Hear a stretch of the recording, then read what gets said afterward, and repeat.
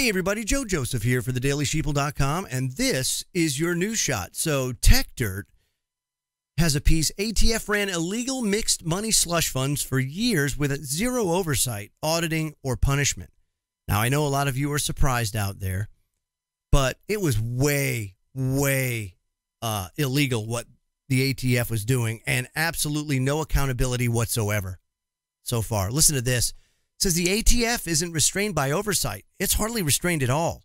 It's made a business out of fake stash houses or fake stash house sting operations where downtrodden suckers looking for cash are persuaded to rob a fictional stash house of its fictional drugs. And the problem is the government then bases its charges on the amount of non-existent drugs sting victims were told the fake stash house contained. And in the sting operation, sting operation was the amount of drugs lower than 5 kilos, which means that it met the trigger for a 20-year minimum sentence. This is why is the ATF involved? This is because every sting operation involves fictional armed guards necessitating the use of illegally obtained weapons by sting victims. Bang! More charges with lengthy minimum sentences. And when not pushing people into fake robberies, the ATF regulates alcohol, tobacco, and firearms, and also explosives, but it makes the well-known acronym more than a bit clumsy. Now, to facilitate maximum price gouging by state governments, the ATF tries to break up untaxed cigarette sales. And it's this simple work that's propelled an accountability-free explosion in the ATF, most of it traced back to a single office in Bristol, Virginia, fronted by a quasi-legitimate tobacco distributor. And from there, an appalling amount of illegal activity was participated in by ATF agents and officials. So Matt Apuzzo of the New York Times put this together. And it was an amazing find.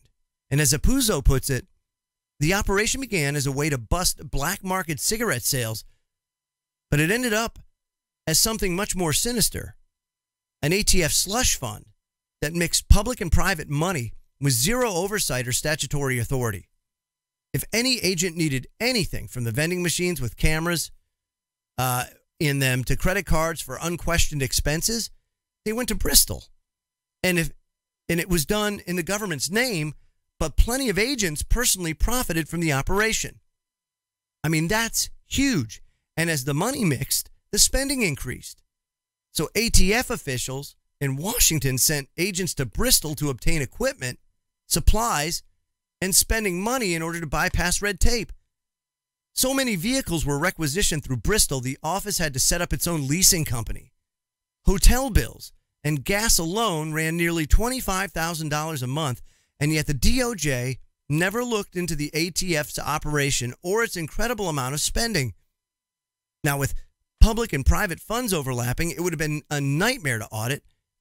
How much of a nightmare? No one knows because no one ever tried. Unbelievably, the accounting for the ATF's oversightless mixed cash operations was left to a single bookkeeper using QuickBooks on her own computer.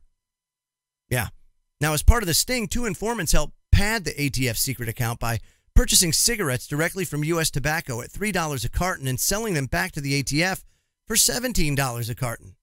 Rather than this being a losing proposition for the ATF, the difference in prices allowed the ATF to dump another $500,000 into the secret Bristol account.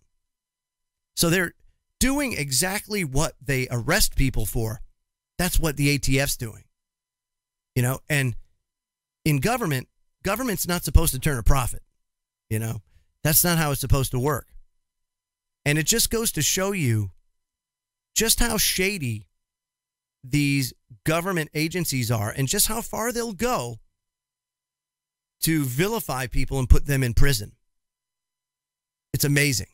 They will take advantage of anybody to ensure that they get their funding the following fiscal year. And this is a shame. And I'll bet you that if we applied a little more accountability, we might just come to find out that this problem is much more widespread across a wide swath of government. I'm Joe Joseph. This was thedailysheeple.com's News Shot. Feel free to comment below and visit our website at thedailysheeple.com. Have a great day.